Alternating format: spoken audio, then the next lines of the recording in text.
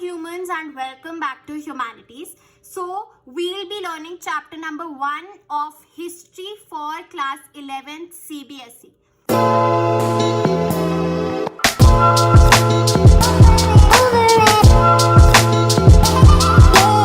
So the name of the first chapter is From the Beginning of Time.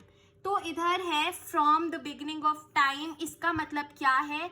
यानी कि time की शुरुआत से, starting from the beginning itself. ठीक है, ना हम बीच में है ना हम बाद में है. We'll start with the roots, we'll start with the beginning of time. Okay, so ऐसे ही तुम बैठ जाओ बुक्स और नोटबुक लेके. Write all this down, these are your notes, this is the explanation, this is the best way to learn anything. Okay, so इधर लिखा है that this chapter traces the beginning of human existence. ठीक है, it was 5.6 millions of years ago. अभी MYA है, millions of years ago that first human like creatures were discovered. ठीक है, तो कितने साल पहले? 5.6 million years ago. ठीक है, there were several forms. ठीक है, काफी सारे forms आए ह्यूमन लाइक क्रिएचर्स के, but then they became extinct. ठीक है, वो एक पॉइंट ऑफ टाइम पे आए but after some time they became extinct, वो गायब हो गए. ठीक है, now talking about human beings resembling us, हमारे जैसे ह्यूमन बीइंग्स, हमारे पूर्वज. ठीक है, human beings resembling us came 1,60,000 years ago. ठीक है, ये था 5.6 मिलियन ईयर्स अगो, बट हमारे जैसे जो हमें रिजेंबल करते थे वो आए 1,60,000 years ago. Okay, they were known as modern humans. ठीक है, उन्हें मॉडर्न ह्यूमंस बोलते थे. They also learn how to produce their own food, how to make their equipments यानी कि स्टोन टूल्स. ठीक है, for their survival and how to communicate. ठीक है, that is why they were known as modern humans. Now see this blue part that you see in your book, ये पूरा हर एक chapter में आएगा, 11th में भी 12th में भी. This blue part is the sources. ठीक है, यहाँ लिखा है ना सोर्सेज. अब सोर्सेज का मतलब क्या है? देखो, जो हमारी हिस्ट्री होती है वो हिस्टोरियंस ने डिस्कवर, छानबीन करके, खोज करके निकाली है. ठीक है, सो इट इज नॉट पहले से कुछ रखा हुआ है. ठीक है, there are some things which are facts, but historians have discovered all this. उन्होंने पता लगाया है कुछ ना कुछ करके. They have found out evidences to prove कि हाँ इस टाइम शायद ये हुआ होगा और इस टाइम ये हो रहा है. सो ये ब्लू में होते हैं सोर्सेज. ठीक है, तो अब हम पढ़ेंगे सोर्सेज की किन चीजों से हमें पता चला कि ये ह्यूमन लाइक क्रिएचर्स आए. ठीक है, so we'll now study the sources कि हिस्टोरियंस को किन चीजों से पता चला कि शायद इस टाइम पे ये ह्यूमंस आए होंगे, ह्यूमन लाइक क्रिएचर्स थे. ठीक है, सो देखो, सबसे पहली चीज है ह्यूमन फॉसिल्स. ठीक है, ह्यूमन फॉसिल्स. अब फॉसिल्स क्या होता है? इस बॉक्स में आओ देखो. Fossils are the remains or impressions of a very old plant, animal or human which have turned into stone. ठीक है, these are often embedded in rock and are thus preserved for millions of years. ठीक है, तो fossils are the remains या फिर impressions. Okay, तो human fossils है सबसे पहला हमारा सोर्स. ठीक है, अब इसके दो तरीके हैं फॉसिल्स को डेट करने के लिए. सी, अब ये डेटिंग का प्रोसेस, यानी एक फॉसिल मिला तो अब हिस्टोरियन उसकी डेट ढूंढेगा कि वो कौन से पीरियड के बीच में है, उसे हम कहाँ प्लेस करें पूरी हिस्टोरिकल टाइमलाइन में. ठीक है, सो दो तरीके हैं उसको डेट करने के. एक है डायरेक्ट मेथड और एक है इनडायरेक्ट मेथड. अब डायरेक्ट मेथड का मतलब है chemical analysis. This is through direct chemical analysis or indirectly by dating the sediments in which they are buried. ठीक है, तो एक तो है कि सीधा फॉसिल को हमने केमिकल एनालिसिस के थ्रू डेट किया है, या फिर जिस चीज में वो बेरीड थे वो फॉसिल्स, उस चीज को, उन सेडिमेंट्स को हमने डेटिंग प्रोसेस से किया है. ठीक है, एंड देन ऑटोमेटिकली किसी सीक्वेंस में अरेंज किया है. ठीक है, इस चीज के बाद कि sequence of human evolution can be worked out. ठीक है, तो ह्यूमन फॉसिल्स था हमारा first source. Now the second source is stone tools. ठीक है, कुछ जगहों पे स्टोन टूल्स मिले गए हैं, तो उनसे हमें पता चलता है हाँ, यानी कि human like creatures were there. ठीक है, and the third thing is cave paintings. See at that time there was no language, तो केव पेंटिंग्स के थ्रू प्रोबेबली वो कम्युनिकेशन करते थे. तो the third source is cave paintings. Now see one more important thing, when such discoveries, कैसी discoveries, ये तीन sources, ठीक है, when such discoveries were first made, many scholars were often reluctant to accept that fossils या ये सब जो भी है कि ये early forms of humans का है, क्योंकि बहुत यार गजब की बात है ये, है ना. So no belief on finds, historians did not believe on finds, ठीक है, because as mentioned in the Bible कि according to which human origin is the creation of God. ठीक है, वो ऐसे कभी भी प्रकट होके एक्सटिंक्ट नहीं हो सकते.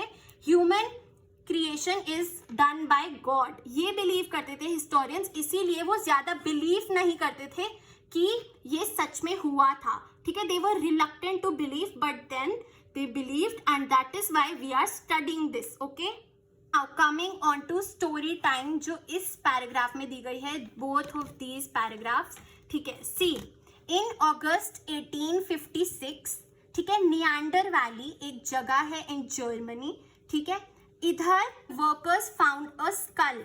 ठीक है, स्कल, ऐसा स्कल मिला वर्कर्स को. ठीक है, तो उन्होंने ये हैंड ओवर कर दिया कार्ल फहरलॉट को.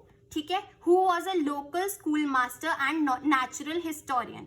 ठीक है, उसको उसने पता लगाया तो उसे पता चला कि ये मॉडर्न ह्यूमन का तो स्कल नहीं है भैया. ठीक है, ये कुछ और भी उससे ज्यादा एंशियंट है. तो उसने इस स्कल का प्लास्टर करके हर्मन शाफहॉसन को भेज दिया. ठीक है, who was a professor at born university. ठीक है, कि तुम फाइंड आउट करो व्हाट इज दिस. ठीक है, तो ही फाउंड आउट कि ये मॉडर्न ह्यूमंस को तो बिलोंग करता ही नहीं, जो ये स्पीशीज है वो एक्सटिंक्ट हो गई है, जो ये स्कल है वो एक एक्सटिंक्ट फॉर्म ऑफ ह्यूमन का है. ठीक है, सो इससे एक और ये हमारा सोर्स है, इससे हमें प्रूफ होता है कि यस, मॉडर्न ह्यूमंस से भी पहले there were some living creatures which existed. ठीक है, now another main thing is on 24th November 1859 Charles Darwin ने अपनी book on the origin of species release करी, और उसमें भी उन्होंने यही प्रूफ किया दैट जो मॉडर्न ह्यूमंस हैं वो पहले एनिमल्स से ओरिजिनेट हुए हैं. ठीक है, एंड इससे भी हमारा यही चीज प्रूफ होता है. तो always remember the blue text is your sources, जिससे हमें पता चलता है कि क्या सबूत है जो हम ये पढ़ रहे हैं. ये रेड टेक्स्ट है हमारा sources. Now coming on to the story of human evolution. देखो, सिंपल, बहुत सिंपल तरीके से मैं तुम्हें पूरा समझा दूंगी. There is nothing to worry about. Okay, तो अब हम पढ़ेंगे कि कैसे एवोल्यूशन हुआ, कब मॉडर्न ह्यूमन बींग्स आए, उससे पहले कौन थे, उसके बाद क्या हुआ. देखो, तो तुम्हें ये याद करना है. ठीक है, नंबर 1 मैमल्स आए, नंबर 2 प्राइमेट्स आए, number 3 hominoids, and then number 4 hominids. ठीक है, write this down in your notebook right now. Okay, तो सबसे पहले बात करते हैं मैमल्स और फिर प्राइमेट्स की. तो इधर देखो. ठीक है, बाय अबाउट 24 मिलियन ईयर्स अगो या फिर 36 से 24 मिलियन ईयर्स अगो हमारा ये शुरुआत हुई in Asia and Africa. ठीक है, the first founds were in Asia and Africa. ठीक है, so that's when primates, a category of mammals. ठीक है, तो primates were a category of mammals. तो सबसे पहले यानी कि mammals. ठीक है, तो mammals के बाद फिर primates. Primates were a subgroup of mammals. ठीक है, and they were known as hominoids. ठीक है, hominoids included apes. ठीक है, and much later about 5.6 million years ago we find evidence of first hominids. ठीक है, so this is the cycle, mammals, primates, hominoids and hominids. fine. तो अब देखो, now hominoids हमारे आए 24 मिलियन ईयर्स अगो, और फिर होमिनिड्स आए 5.6 मिलियन ईयर्स अगो, ठीक है। तो सबसे पहले आए मैमल्स, फिर उनका सब ग्रुप प्राइमेट्स, फिर hominoids in 24 million years ago and then hominids 5.6 million years ago. Now we'll study the difference between hominoids जो 24 मिलियन ईयर्स अगो आए और होमिनिड्स जो 5.6 मिलियन ऑफ ईयर्स अगो आए, ठीक है। तो पहले होमिनॉइड्स आए फिर होमिनिड्स आए। Now we'll study the difference between the two. So hominoids यानी कि primates had smaller brain, however hominids had large brain compared to hominoids. तो हमारा ब्रेन साइज एक्सपैंड हुआ। अब जो हमारे होमिनॉइड्स थे वो क्वाड्रूपेड्स थे, यानी कि वो 4 लेग्स पे चलते थे, ठीक है। वो स्ट्रेट खड़े नहीं हो पाते थे, they use to walk on 4 legs, ठीक है। बट उनकी जो 4 लिम्स थी वो फ्लेक्सिबल थी ताकि वो ट्रीज वगैरह पे क्लाइंब कर पाए। हाउएवर क्वाड्रूपेड्स से एवोल्यूशन हुआ अपराइट पोस्चर यानी कि बाइपेडल लोकोमोशन 2 फीट पे। अब 4 पैरों से होमिनिड्स नहीं चलते थे, now they had an upright posture और वो 2 फीट से चलते थे। इसके बाद टॉकिंग अबाउट द हैंड्स, जो होमिनॉइड्स के हैंड्स थे वो बहुत अंडर डेवलप्ड थे। हाउएवर जो एवोल्यूशन हुआ होमिनिड्स के हैंड्स थे specialised to make tools and to use them fruitfully, ठीक है। तो हमारी हैंड शेप में भी बहुत डिफरेंस आया, ठीक है। तो write down this table right now, right here the difference between hominoids and hominids. Now talking specifically about hominids, जो हमारी लेटेस्ट स्पीशीज या latest form of human being था, ठीक है। उनका ओरिजिन अफ्रीकन ओरिजिन बताया गया है 2 सोर्सेज की वजह से। नंबर 1, क्योंकि अफ्रीकन एप्स बहुत ज्यादा क्लोजली रिलेटेड है होमिनिड्स से, ठीक है। And number 2, because the earliest fossil of hominids were found at the in Africa, ठीक है। and the earliest fossil was found of Australopithecus 5.6 million of years ago. Don't worry, हम इस term को अभी अच्छे से पढ़ेंगे, ठीक है। Now talking about कि hominids belong to a family known as Hominidae, ठीक है, which includes all forms of human beings, ठीक है। अब हमने इसके फीचर्स तो पढ़ ही लिए, which is large brain, upright posture, bipedal locomotion and specialization of hand. अब हम पढ़ेंगे कि होमिनिड्स फर्दर किस में डिवाइडेड है। नाउ सबसे पहले कंप्लीटिंग आवर मेमोरी चेक करते हैं। Mammals, primates, hominoids and then hominids, okay. उसके बाद हमारा होमिनिड्स फर्दर डिवाइडेड है into 2 genus. Fine, number 1 is the Australopithecus जो अभी हमने पढ़ा and number 2 is the homo, ठीक है। तो होमिनिड्स फर्दर डिवाइडेड है 2 जीनस में, विच यानी कि 2 ब्रांचेस में। Number 1 is the Australopithecus and number 2 is the homo. अब हम बात करेंगे कि इनमें मेजर डिफरेंसेस क्या है इन 2 जीनस में। इन 2 जीनस में 3 चीजों का डिफरेंस है, विच is the brain, jaw size and teeth, ठीक है। ऑस्ट्रालोपिथेकस का स्मॉल ब्रेन होता था, हैवी जॉ होता था और लार्जर टीथ होते थे। बट होमो में ये सब नहीं होता था बहुत कन्वीनियंटली, यानी कि होमो एक एवोल्यूशन इवॉल्व्ड वर्जन है ऑस्ट्रालोपिथेकस का, यानी कि सबसे पहले ऑस्ट्रालोपिथेकस आया और फिर उससे इवॉल्व हुआ होमो, जिसमें था लार्जर ब्रेन साइज, ठीक है, smaller jaw and fine teeth, okay. अब further talking about Australopithecus, the name Australopithecus comes from a Latin and Greek word known as austral यानी कि सदर्न एंड पिथेकोस यानी कि एप यानी कि सदर्न एप।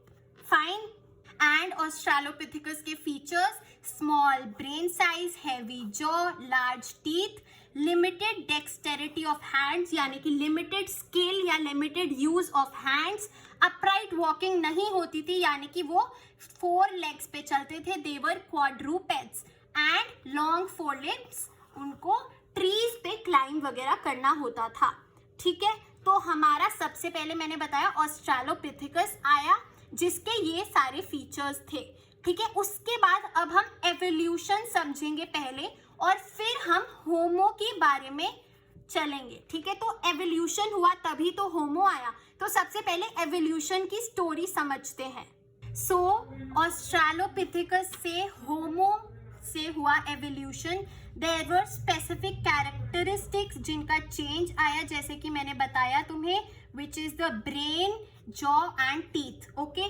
तो इस एवोल्यूशन को समझेंगे हम through the positive feedback mechanism.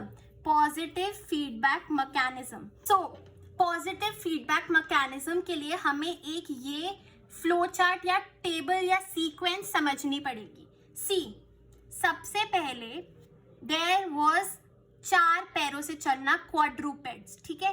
But उसके बाद हैंड्स का यूज होने लगा, ठीक है। तो पहले 4 पैरों पे चलते थे, उसके बाद हैंड्स का यूज होने लगा, हैंड्स वर यूज्ड, तो 2 पैरों से चलते थे और 2 हाथों से काम करते थे, ठीक है।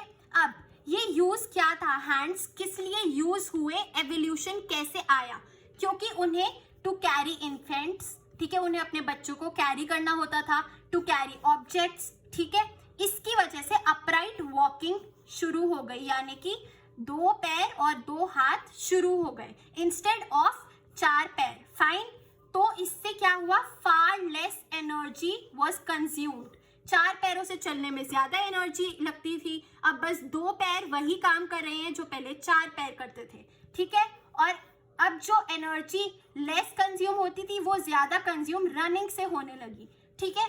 तो अपनी जरूरतों के हिसाब से ह्यूमंस ने अपने आप को अडेप्ट किया, ठीक है। So this is the positive feedback mechanism.